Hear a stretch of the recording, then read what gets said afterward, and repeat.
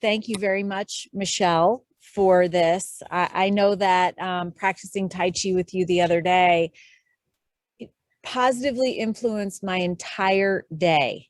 And so I know that the team will experience that as well.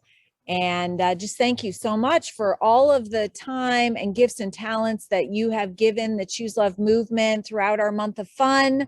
And we're just very appreciative. Thank you. Oh, thank you. It's nice to hear that. When the flow is there, you know, how the day does go. So that feedback is wonderful because sometimes lots of people don't realize. They just go about their day and it disappears. But when you don't know, it does make a difference. So I'm very conscious of the energy in my body and waking up those different energy cells that we did.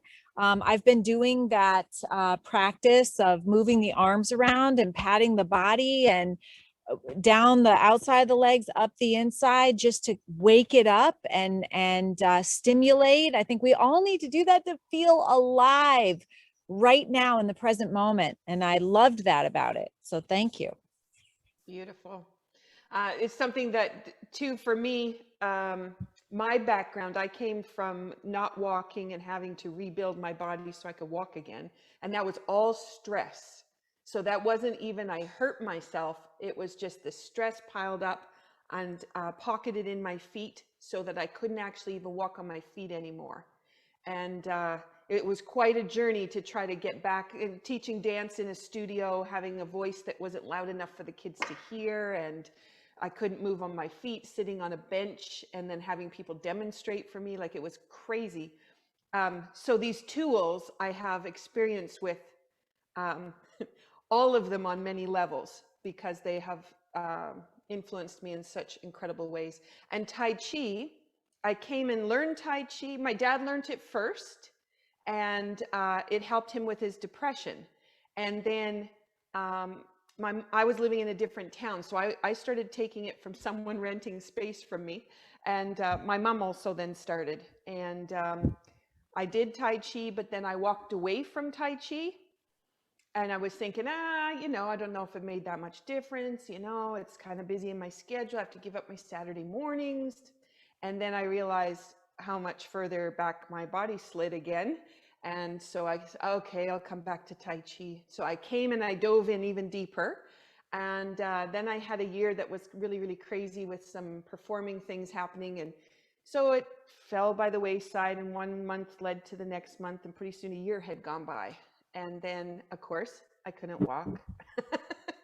And so then I was like, okay, that's it. That's the last time I'm allowed to walk away. I cannot walk away anymore. And so then I came back, dove in, and it just,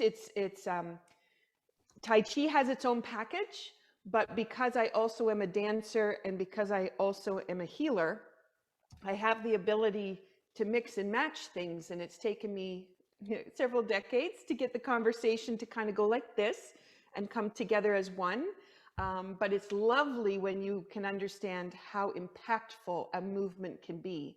And it's not just a movement and you could do it or not do it and whatever, but it actually totally makes the difference for the day. So yeah. So Scarlett, thanks for that segue into that little diatribe from my mouth. Anyway, so now you know how passionate I am about Tai Chi. My parents are both 80 and they are instructors, and they have actually led classes all the way through COVID, which I couldn't even do from where I live because we have no location that I could even set up in. But they've been outside, inside, anywhere. They're doing a whole wine tour. For the whole summer, they're going from winery to winery in British Columbia, and they're doing Tai Chi at the wineries. And then after that, they go for wine tasting. And there's a lineup to be able, because you can only have so many people attend, there's a lineup for people to try to get on to do that. So it's really amazing. But at 80, their agility and their strength is unbelievable. And you know, they do things that a 65-year-old would do. It's really amazing to watch them. So, yeah. All right, so having said all that, you're all going, what are we going to do? So I wasn't sure who all I was going to have on today, whether I was preparing for the 5-year-olds we had last week, which was so awesome to have here.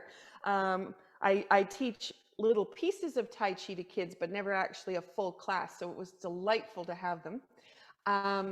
So what I'm going to do is I was thinking about monkey thoughts today. And I was thinking about all the stuff that gets into your head, and either is the recording that goes round and round and round and you can't shut the thing off, or where you have this incessant drive that you've got to kind of get to that goal piece and you kind of lose track of everything else that's going on around you, which I suffer from daily. So I thought what we could play with today is how to get rid of the monkey thoughts. And I have a sequence that I adore that is very simple, and also the movements go all the way through the Tai Chi set. So if I show it to you and you really like what you're doing with Tai Chi, then eventually all of what I teach you is like embedded in everything else. So you'll have that little component and we'll be able to advance it. So does that sound okay for everyone for today? Okay, and is there any question you want to ask me before we start? No? Okay, everybody just wants to see what it's like. Okay, so let's start off with, if you have a chair to sit on, the best way to learn Tai Chi is from a chair, which is amazing. You can do this standing if you don't have a chair, but what I'm going to do is warm you up with the foot exercise so that you have a chance to get all the tissue in the body working. So your feet are just shoulder width apart. I'm just going to turn myself so hopefully you can see all right. You've got an angle going straight down to the ankle and coming across. And all that we're going to do is just lift one toe up and then just tap it. And the accent is on the lift up. And this is a pump in the heel that is going to send the fluids all the way back up to the body. So if you have trouble with circulation, this is wonderful. And you don't need too many because we're going to do a lot of them all the way through the set. And then the other side. Okay. And then we're going to take our toes side to side. I'm just going to turn so you can see. You can put your hands into fists and put them between your knees. And then just take your toes and twist. And that keeps your knees from moving. And you can probably even see with what I'm doing how much movement is coming up through the knee all the way into the leg. And it goes actually into the hip, into the lower back, and into the spine. Just this little movement. This is great at the computer if you have to sit too long on a meeting and no one can see you. I'm just going to tell you that. Now you all know my secret. Okay, then we're going to go with the heels. And you'll notice that that'll change in your hip, how, where it comes up into the leg, but also, comes up to the hip, the top of the leg, and then comes up into the spine. This is changing just the way that that is going to move. You can do this really slowly. I'm going to do it quicker because we just want to get energy moving. But if you go slower, you can actually change tissue integrity. Okay, so now we're going to take the toes out and just let your hip relax, and then take it in. And then take it open and bring it back. So if you wanted to do changing tissue because it's too tight on one side of the body and you want to try to balance it out, then you could go much slower with the movements and the tissue would have a chance to adjust. And slow in that case would be, you could bring it in that slow and then taking it back out, just really taking your time and just feeling the tissue change and move if you wanted to do that. But we're looking for energy, so we're just going to do it a little bit different. Okay, bring your toes straight forward. Your heels are going to come in and then you're going to take them out and in and out. And I know Alexis being a dancer as well, for dancers, we do a lot of these warm-ups in a different form. It might be in ballet, might be Highland, might be jazz. When I tap dance, all the warm-ups are doing the same things as this, but when we sit down, it changes the tissue coming through the hip in a different way. So the seated form can be very valuable that way. Okay, so we got that. Then we have the crawl. So we go heel, toe, heel, slide your foot out, leave it pointed, and you're just gonna push into the other leg, and it raises that foot. So you twist across, slide the foot out, push down, and it's gonna lift, bringing it back. And twist, slide, and lift. And bringing it back, pushing through, and bring it out. All right, and that's gonna open the tissue across the top of the leg and the foot and ankle, but also it's gonna open the energy lines that travel through the legs. This one's gonna slide out with the heel and up, and this is gonna open behind the knee, and that's where you have 2 points which have to do with the flow of fluid in the body. Kidney and bladder both pass through that area behind the knee. This is great if you do a lot of sitting, and that'll just pop it open and out and bring that up. Okay, then we're gonna go ball of the foot, heel drop, ball of the foot, heel drop. So if you did this with me last week, this will at least look a little bit familiar. And you wanna go ball of the foot. So some people, their toe will go down, but you're actually gonna place the ball and then drop the heel. And that is for you to get into what we call the bubbling springs, which is the end of the kidney meridian, a point just underneath the ball of the foot, and it inspires all the organ systems to be activated just with this little action. And anybody who tap danced with me on Tuesday or yesterday, since we had a problem with electricity on Tuesday, this is called an apple and tap. And what we're doing is we're actually engaging that kidney meridian just with that little piece. Okay, and then running with the feet, heels and toes are on the floor. So you just want to make sure you've got both parts touching, because sometimes it'll be one part of the foot or the other. And hopefully that brings the energy. You can feel it kind of buzzing in your legs. It should buzz all the way up to the top of your head. If you've got a little bit, you can feel it up to your knees, then you know you have more that will become active as you get used to this. And then it comes up the legs. It might come to maybe here. And again, just knowing that you're going to be able to eventually pull it all the way up to the top. Okay, so if everybody's okay there, I'm going to give you one extra little piece. I didn't do this last week. When we do ball of the foot and then heel drop, some people, it's hard to get to the ball of the foot because their toe wants to go here. So what I did is bring in another exercise, which goes ball of the foot to toe, and then you kind of roll over the top of the toe, ball of the foot flat, okay? That little roll over the top pulls on the big toe, and lots of times it's really stiff. And that's where you have the endpoints for spleen and liver. And so if you have a chance to get that opening up, that's going to allow the immune system and the chance for elimination of toxins to be engaged in a better way, all through the big toe. So what I'm going to do is, I showed that before, and for a lot of people rolling over the top, everybody goes, oh, that really hurts. So what I do instead is I put the foot back this way. I want to watch that I'm not rolling my ankle out. I always make sure my foot is pulled straight. And then you can leave the foot there if you like, or if the big toe has enough flexibility in it, you can just pull the foot forward wherever it's comfortable. And you may get to a point where you go, I can't move anymore. That's as much as the joint has for flexibility. That's fine. Just stop there.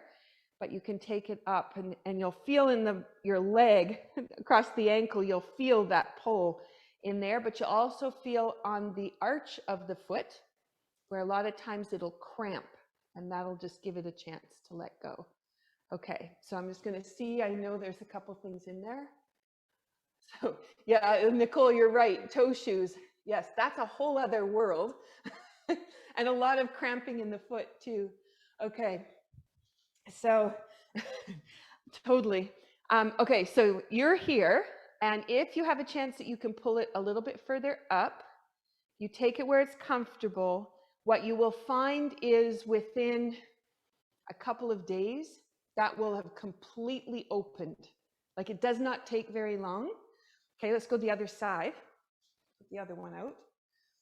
I had one student who did this, and she would find that if she was standing at the kitchen sink, doing the dishes and just being kind of standing in one spot, she would have fluid just pool down into her feet and her ankles would swell up. And as soon as she started doing this exercise, that completely disappeared. So it's interesting, just if your toes don't have the flexibility you'd like, what that means to the rest of the body. So I'll just leave you with that idea. So I'm just going to slide it up a little bit further. And I'm trying to stay on top of the big toe, so I'm not, just turn this way so you can see, so I'm not rolling out, because this would be a really easy way to get away from the big toe, but I'm going to actually try to leave my ankle totally straight and bring that in. So another way to do it is if you're sitting watching TV or something and just taking your hand and just pulling across the toe. No, it's harder to see underneath there. And I'm just pulling across. Doesn't feel quite the same, but it will work too. Okay, that gives you a little chance to open across the top of the foot. We got everything moving in here. So let's start playing with some movements. And Scarlett was saying she was practicing some of the move hands like clouds that we did last week, which is wonderful. All right.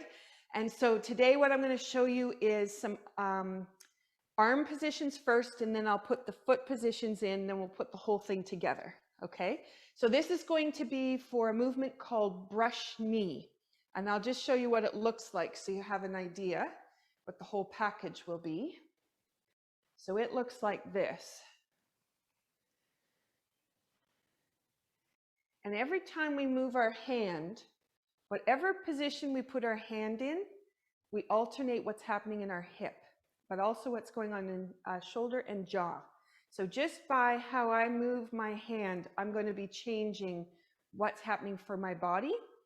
And that's where the slow movement, take your time, just be really gentle and comfortable with it. You'll find that be valuable. Okay, the movements for the arms. The palm comes up.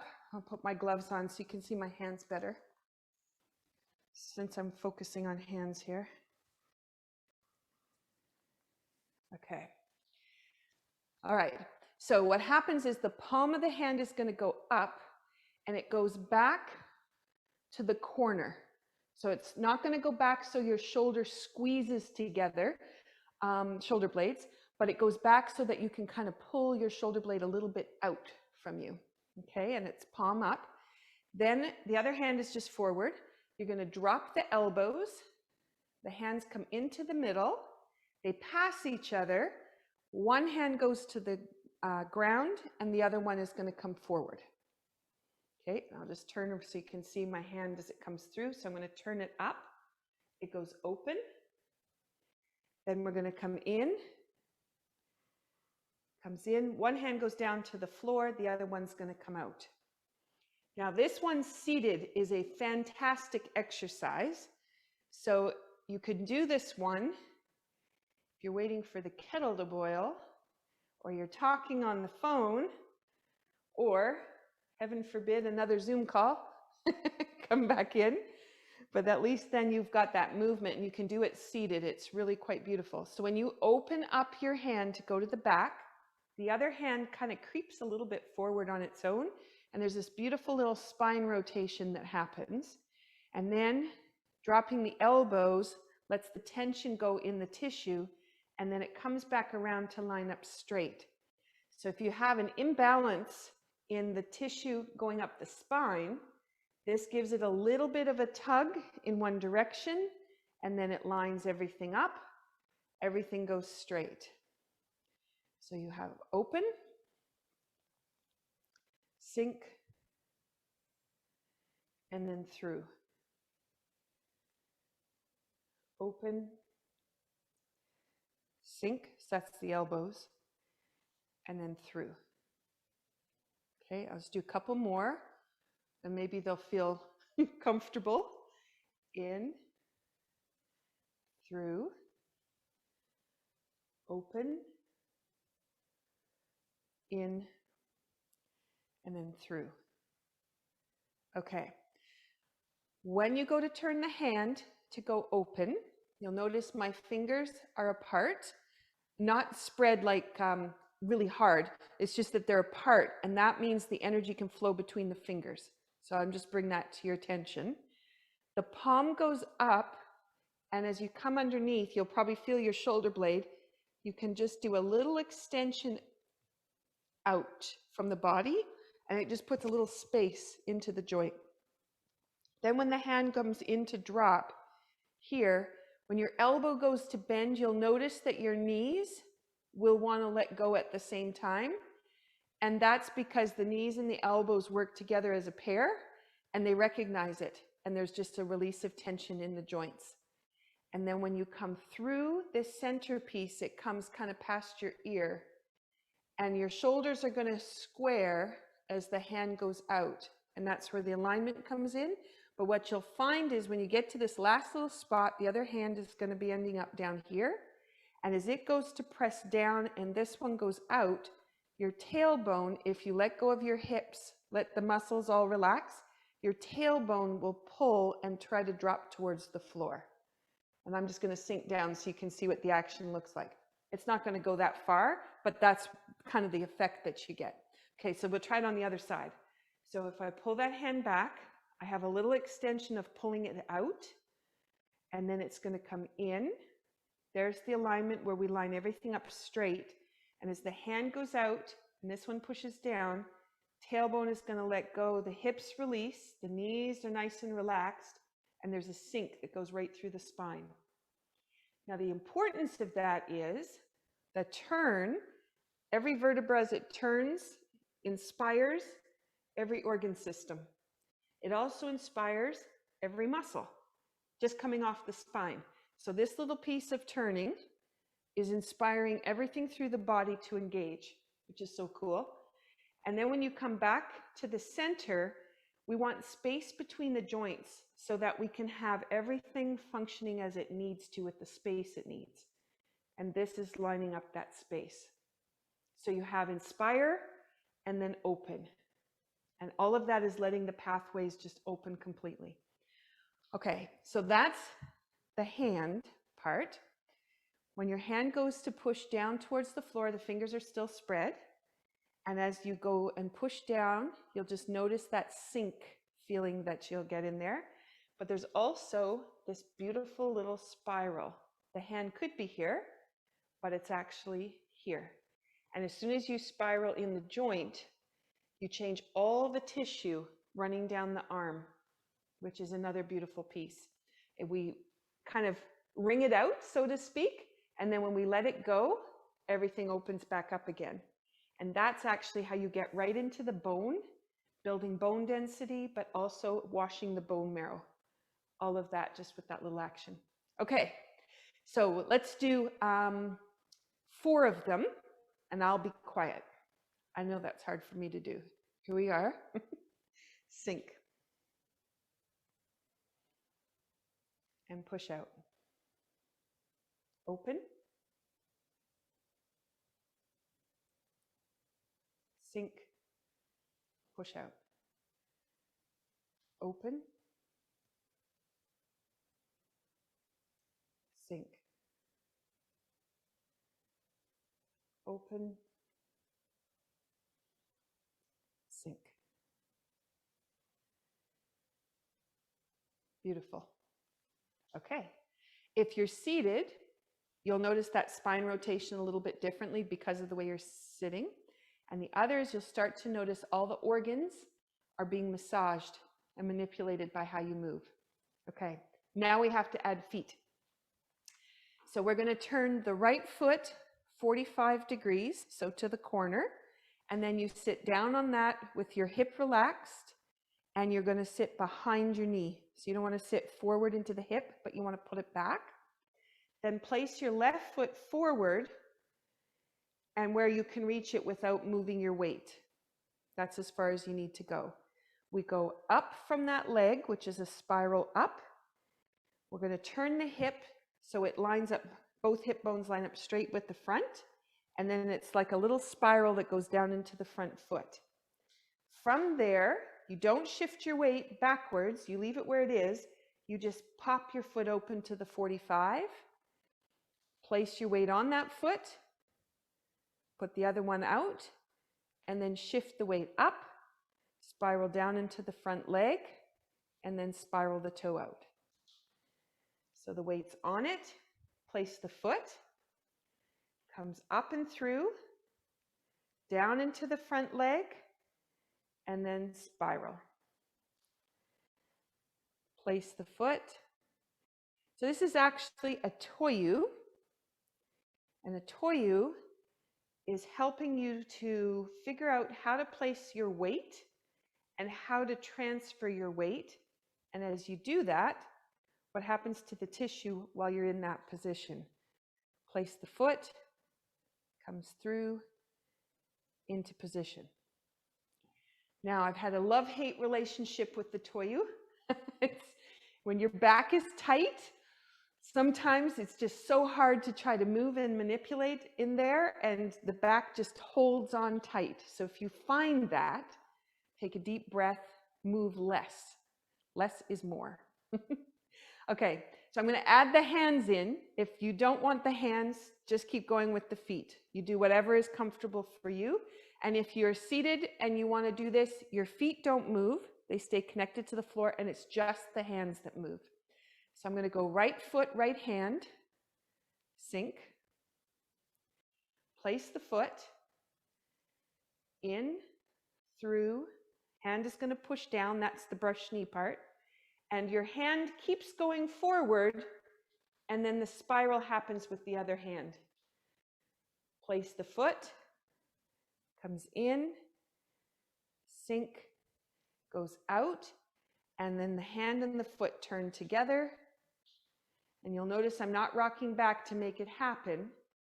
My front hand is going to pull me through so the spiral just happens. Step. So this is called brush knee right. And this one is brush knee left. We usually have them in pairs.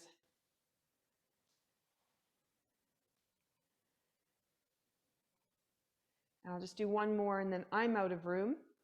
You probably are away from the screen and push through. Okay. So, thumbs up if you're okay. You need some help, let me know. So Alexis, I know you're thinking, I got to put all that together. Okay. The shifting the weight, you know, it's like you want to, I want you shifting more to the front, you know, because you're so used to putting on that leg. It's like, okay, you got to keep it centered. So good challenges. Yep. Okay, so what I'll show you, because I was going away from you, so thank you for that.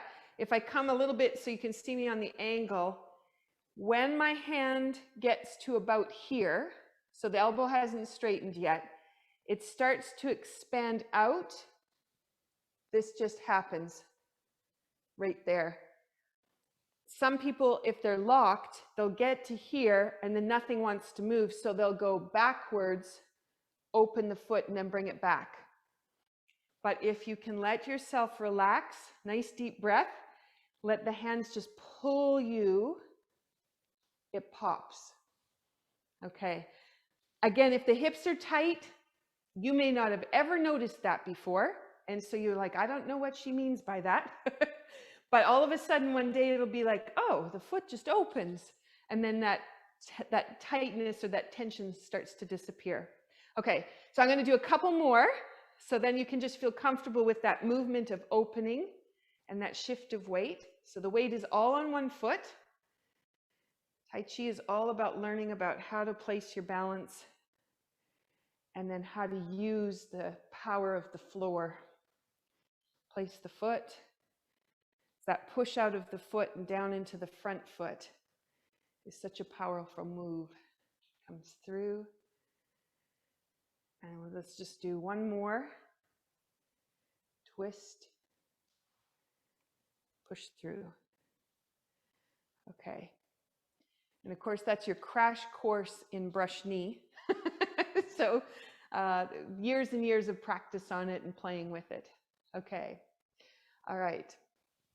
So Scarlett's talking about the stretch that comes from it. All of those spiral rotations are manipulating and opening and expanding some parts of tissue where other parts have to contract to get there, and then they let go. So they figure out their relationship together in that movement, which is wonderful. That is a movement that goes forward. That's called brush knees. The movement that I like to put with it, just as an exercise, is ward off the monkey. And that is where you're getting rid of your monkey thoughts. And we move backwards to do that. So I'm going to go up to the corner and travel backwards. So what's going to happen is my hand goes out to the corner, just the same. Then I'm going to step back. The elbows drop.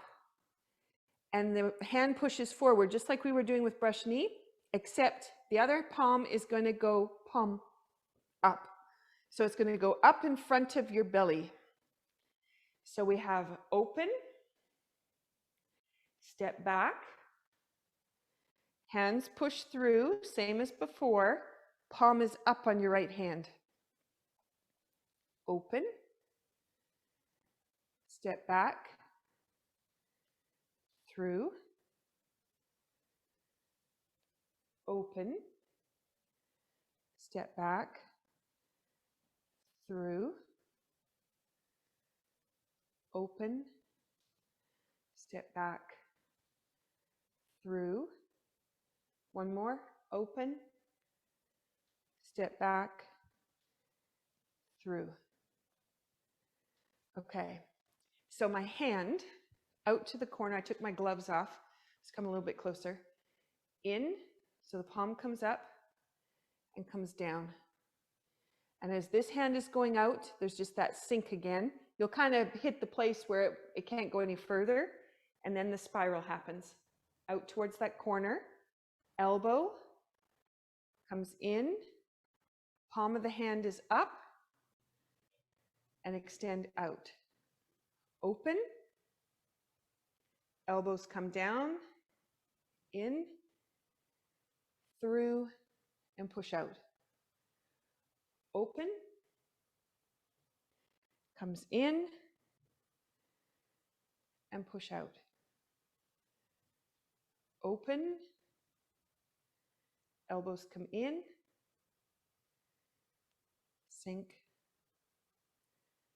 open, elbows come in, sink. Perfect. Okay. Nicole was just saying on the back, perfect. It is wonderful in the back, especially if you haven't been moving through this area, which is all very tight cartilage. If you haven't moved that, you start to nourish it first of all, and then it starts to get soft. And as it gets soft, then it starts to actually really move. And it's micro movements, not big movements. So you want to be very gentle with it. But once it starts to feel that little bit of nudging, there's just so much you can do with it, which is really cool. Okay, your hand coming in, the palm is up, and it's going to the lower dantian. Lower dantian, sorry, we have a delivery happening. We just put that down. I have my new computer. So all the Zoom that I've been doing, I have a new computer to help me. Okay, palm is up, it's coming in. Lower dantian is where we store energy and where you have energy to be able to use later. And most of the exercise programs, you think about expending energies to get your workout in, and that's going to give you strength. But usually people are really tired at the end of that workout. In Tai Chi, we're building energy, so we're bringing it into that lower dantian where it gets stored, and then whenever you need energy, it's right there for you to take, which is awesome. So your hand going like this is actually bringing the energy into the body and bringing it into that storage space. Okay, so let's travel backwards. I'll do my angle a little bit differently. Hopefully that'll help. So I'll come not too far out of the screen. Okay, so sinking down on the right, place the left foot, and we're gonna, the left foot is facing to the corner, so it's on a 45. We call that patois. Elbows drop, hand comes through, palm turns up to go to below the belly button, lower dantian, and then extend out. And you'll find the spine, especially the lower part, will want to expand. So we have open, step back, turned out, palm turns up. This is going to extend, tailbone is going to let go, expand. Step back, palm turns up, extend, let that come all the way through, expand through to your tailbone, open. Step back, comes through, sink, open. Step through, sink, open, step through, sink. Okay, so I'm hoping that felt kind of comfortable. Now what we want to do is put the two movements together, because when we sync them up, if you have a vision in your mind of what you're looking for, so you have a goal, you have how you want to feel, or you just want to get rid of your monkey thoughts, then you just travel forward into the future to that vision of what you want, and then you travel backwards and let everything go that's been part of your dialogue, and then travel forward again, and then pull back. Okay, and you'll notice in that time things will shift. So let's do for space-wise, I like to do 7 going forward and then 7 coming back. See if you've got enough space to do that. And I'll try to go on the angle so hopefully you can see most of what's happening with my hands and feet. So we're going to open, traveling forward. We're on our right foot, step with the left, and then it's going to brush through, brush knee left. Twist step, stepping through, right. Twist step, left. Twist step, right. Open, step with the left, brush knee. Twist step, brush knee. Here goes number 7, brush knee. And now what I'm going to do is I'm going to sink back to my right leg, open the right hand to start the pathway backwards. Step, left palm goes up, sink. Open, sink. Open, sink. Open, sink. Open, sink. Open, sink. And that gives you one path of brush knees with ward off monkey. So let's repeat it. Open and come through. Twist step.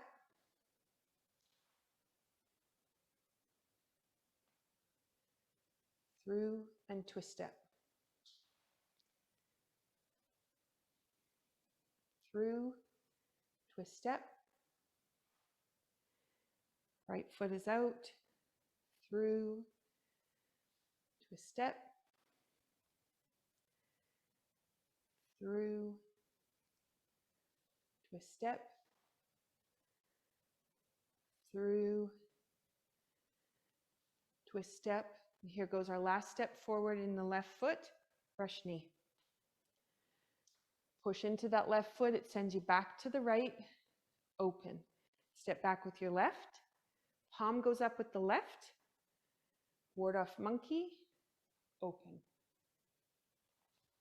Step through. Ward off monkey. Open. Ward off monkey. Open. Through. Open. Through. Open. Through. And that would get us ready to go again. Okay. Awesome. So that's 2 times through that whole pattern plus all of the learning that we did. So I'm anticipating the day has kind of left your mind and you're just kind of focused in on what we're up to. Okay. Yeah, physically challenging for stretching. The key piece is less is more. So you don't want to ever go to a place of pain, and you don't want to go to a place where you're trying to work something out. So that'll be my hint to you. I'd say that from experience. I'm the person that dives in and I'll just go for things. And then I discovered all kinds of ways I went too hard at it. So less is more. If you have an injury, you need to do it at 40% capacity. So everybody goes, what is that? So if this here, if we said this was 100, just doing that little action, if that was 100, then 40% might look like this, which has like almost no movement, you think. But that tiny little bit of micro movement is going to actually get into the little nitty-gritty pieces. So just to keep that one in mind. Okay. All right. Okay. So now the other piece would be, it would be very easy to look at Tai Chi from structure, which is you're watching me do it and you're trying to copy me. So you're going through and then you get to here and then it's like, this looks like a really good stretch. And then you'll open up on the other side. But what that creates is too much expansion here, too much contraction here, and then you can't actually move. And again, that's because you're trying to watch me visually to do the action. And you want to, when you get used to it, you'll be moving from the visual into the internal, which is what does it feel like? And as you do that, you'll notice that I actually don't really ever stretch out like that. I actually move whole body. So my hand keeps going, but I'm already in a different movement pattern before this hand ever gets to the end and comes in. And so that then is changing you from structure into internal. And that's when Tai Chi gets a little juicier. Okay, so when you're watching a movement, you're figuring out how it's going to happen. And then as you practice the movement, we get to refine it. So let's refine a couple things that I believe we did last week, if my memory is right. So if we put our hands in front, your elbow is going to be in line with your shoulder. And there's a 90-degree angle of the arm. There's about an orange width from the body. And we're just going to turn the hands back and forth. Now we can turn them to build energy, which would be quicker. Okay, which might be something midday you might decide you want to do. Or you might decide you want to play around a little bit with the tendon and the muscle relationship, and you can just slow it down and put the rotation in slower. And what you'll notice with my hand, if I come closer, is my hand is flat and it stays flat. And some people will have their thumb will try to pull across, or when they turn this way, their pinky will try to pull just to get a little bit more turn. But all you need is flat to flat, and that's it. And if we go slower, we're working on the tendon and the muscle relationship. And the tendon is your regulator of emotions. So if you've had a tumultuous day, or you've had something stressful that you're kind of holding on to, then this nice and slow and being gentle with yourself will allow the tissue to relax. And you can change all over the body by using your hands. So I think I talked last week, your hands could be your feet, your wrist could be your ankle, your forearm could be your shin, and your hand could be your head, the wrist could be your neck, and down the forearm is down the whole length of the top of the neck into the top of the spine. So you can see how we could be transferring a lot of different things. Now you could make this also all the way down to the tailbone, elbow being the bottom of the tailbone. So you have a lot of different ways that you can manipulate. And it just happens without thinking about it. Okay, so now if we take that down, a lot of people will notice that in their forearms. We're just going to turn right from the shoulder this time. And same thing with the palm, it's just flat. Just in case you have a finger that wants to pull. My thumb used to always try to just get that little bit extra in. Again, that's me diving head in and always wanting to do as much as I can. All right. So this, you could probably feel the tissue coming all the way through the shoulders and the forearms. Now, when we're rotating here, this can be rotation in your hip all the way down your leg into your feet. So you can be changing your feet by using your hands.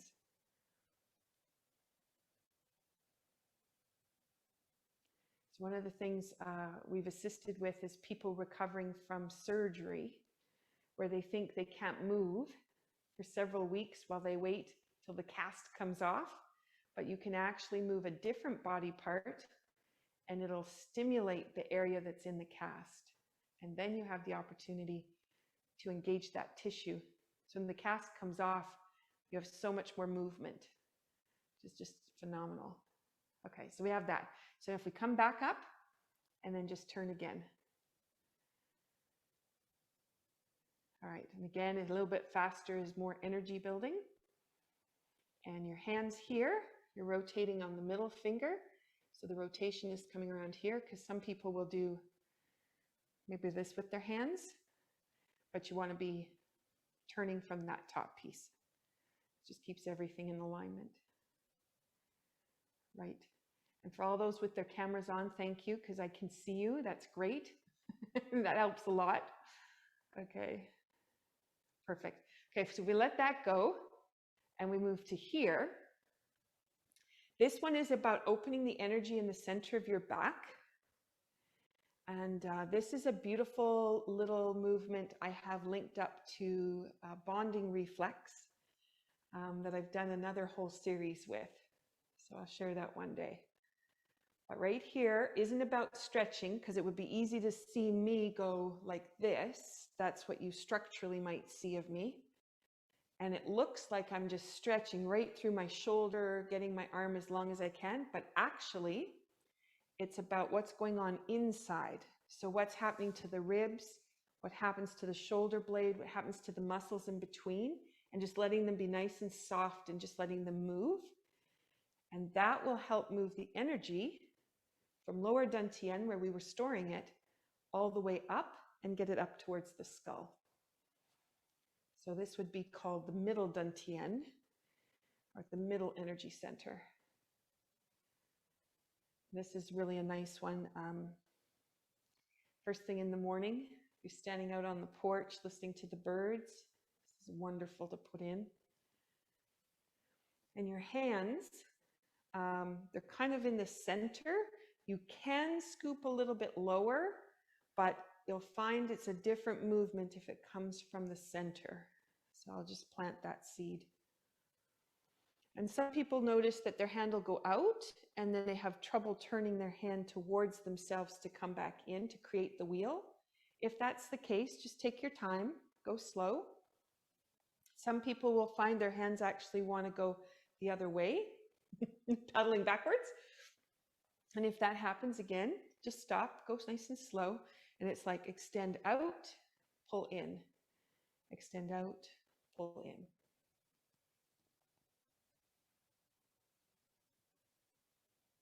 Lovely.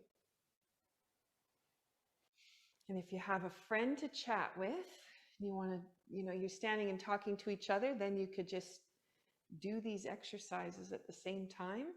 You have so much more coming out of it. Awesome. Okay.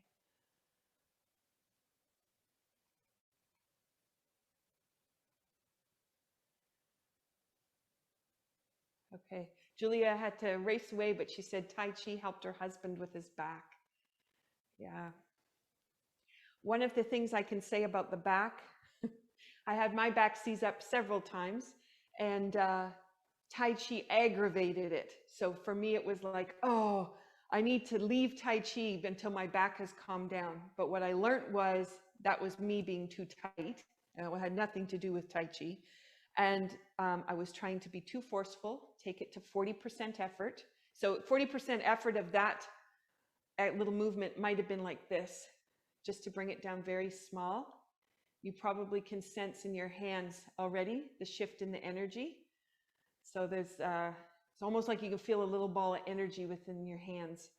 So that smaller movement allows the tissue not to fight, and it just lets it soften. And the other would be to sit down and do it seated. That would be the other piece that I would recommend, especially if you have back or neck issues. Just sit down and do it from there. So, okay.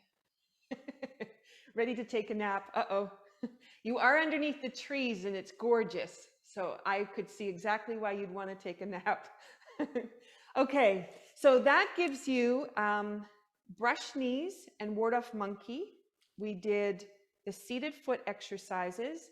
I did the toe over the top, talking about opening the line of energy that goes across the top of the toes. And then we finished with, they call them jongs or foundations. And so I did the hands turning, and then they don't actually have names. So we call it hands turning and hands pedaling. So you have those two as well. So you have lots that you could play with this week. And even if you remember one piece, just play with the one piece and forget it. If you forget the rest, just let it go. Just focus on the one. Everything helps. So even if you do just one piece, it's very helpful. Okay, so I'm going to just bring myself forward to sit here. And if you have any questions, please ask me. If you have any comments, anything noticed, we'd love to hear that. And we have Fridays for the rest of the month. We're still doing the Tai Chi every Friday. And so happy if you've got other people who'd like to join in, we'd love to have you join. So, okay. Tingly fingers mean the energy is moving. That means you actually got the energy moving. So before you couldn't feel it, now you can feel it and it's engaged. So that is fantastic. So Jan, that's great. Thank you for sharing. Yeah, that's great. Okay, Alexis and Pam, yours are tingling. Good. And you may notice I'm feeling it kind of in my elbows. So I don't know if you're feeling it down that far, but everywhere that it's tingling, it means it's alive. It means we got the circulation going, we got the lymph moving, and we got the energy flow coming through. So that's wonderful. Yeah, good. Okay, anybody else? I find it, my head is spinning because the connection to dance is so obvious, and you almost wonder, like, did ballet follow Tai Chi? Because I mean, all of the ballet movements are basically like Tai Chi. It's like, it makes my mind is just thinking, like, how did this all start? And people who are drawn to that kind of movement must instinctively know that they are manipulating energy, and dancing must be why I love dancing, is that it's moving energy. My mind is blown right now. You'll have made my entire weekend. It took me a long time to put that connection together. And you're, of course, you're watching me as a dancer do Tai Chi, right? So you have that nice soft, you know, because you've got some, if you have particularly if a man is doing it, right? It's a martial art, which that's where it originated as a martial art. So they do it from the defense mechanism. So they're certainly not going to look as soft as I look, but from the healing, when they switched it from the martial arts into a healing form, that smoothness that came through, totally. And for me as a dancer who I learned Highland dancing first and ballet later, everything was so rigid in order to accomplish what you needed to compete. There was no flow or smoothness. But now that I know how to move as a whole body movement person, my dance is completely different. And there's a flow in it. And where, you know, even doing turnout, to stand at the bar with your feet in first position and hit a tendu, you know, to know how to do that as a whole body movement and let it flow, that's, you know, that's engaging energy instead of trying to cultivate a movement, you know. So thank you, Nicole. That's wonderful. And all the work that I do in dance is linked to how this all flows together. Yeah. Michelle, you said like to do it in the morning. How often should you do it? If you do it in the morning, should you do it later on at night too? Should you do it 3 times a day? What's the benefit? Like whenever you feel like it. Because if you get up in the morning and you have stiff ankles and your fingers are tight, then I would throw it in there, right? Because your body's already telling you it doesn't have the movement it would like. So you just, you know, even if you did this, right, and got the hands and the flow coming through the hands, this is great for arthritis in the hands. But then in the middle of the day, you might be going, oh man, I could just, like Scarlett, I could just use a nap right now. It would be just so great to have a nap. And then, but it's that lull in the afternoon where the body has run out of enough water and it's struggling to do all of the detoxing that it wants to do. And then you go, you know what, I'm going to help you right now. And I'm going to go and I'm going to do those seated foot exercises, you know, and then you just throw the pieces in. The best is pick something you like, an exercise you like, and play with it. Insert it in a couple places, see what it does, and then pick up another one. And then go, okay, what can I do with this? And play with it a little bit. Yeah. My dad would tell you, he delivers, now he's 80, right? So he delivers the papers at 2 o'clock in the morning. He works from 2 a.m. to 6 a.m.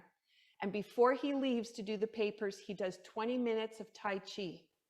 And when he gets back from delivering the papers, and he's in and out of the car, constantly driving all over the place, and when he comes back, he spends another 20 minutes doing Tai Chi before he goes down to what he calls his nap, which is the second part of sleeping. And for him, he just is in complete flow all the time. Yeah, so just however you need to use it. So Scarlett is asking if you put the tongue to the roof of the mouth. In Tai Chi, we don't talk about the breath, and we don't actually talk about where you place the tongue, because the body will put it wherever it needs to go. Paula talked about that when you did a joint session with her, and I had always heard that releasing, usually we walk around with our tongue on the roof of our mouth, and then releasing the tongue signals the brain to go into the parasympathetic rest. But Paula said, put the tongue on the roof of your mouth. So I was confused and was wondering ever since then. Okay, so the tongue on the roof of the mouth connects the energy that passes through the sphenoid. So if you're doing those exercises, we were doing switches. So the switches, you do want to connect into that sphenoid. Other things, you may want to open that. So that's where it might not be there. In Tai Chi, we don't do anything related to that. It's all, you do exactly what the body wants. And the breathing is whatever you want to do. If you were doing Qigong and you were doing a specific exercise, say you wanted to provide heat to maybe large intestine, then you'd have a specific exercise you'd be working on, and the breathing technique would be very specific to exactly what you wanted to accomplish. But in Tai Chi, you're just looking for flow, and the body will figure out if you, sometimes people breathe backwards, their breath goes in the wrong direction for what they want to do, and it'll mix up and then it'll sort itself out, but without stressing anything out, it'll find its way naturally. Yeah. So, so I hope that helps, Scarlett, because there are some exercises where you do put the tongue on the roof, and then sometimes where you remove it, and sometimes you might put it forward into towards the front, towards the teeth, just depending on what you're doing. Yeah. Thank you. Mm-hmm. And thank you for this. This was an amazing session. Good. I'm so glad. It was nice to have so many people to share it new with, which is always so great. Yes. Yeah. So if you haven't been on before and you haven't been to my YouTube channel, you can look up Michelle Greenwell. And on YouTube, I have, I don't know how many playlists, 12 playlists or something. There's 3 or 4 that are Tai Chi related. One that is Tai Chi wellness. And that one is all pre-recorded, very specific. My parents and I videotaped all of that and tried to give the best background and information for each little exercise. And it also has the form there, so you can kind of see what the movements look like. It's not set up so you can learn the set, because the set really, if you play with all of the little exercises, you'll get more value than trying to learn the set. So, yeah. Wonderful.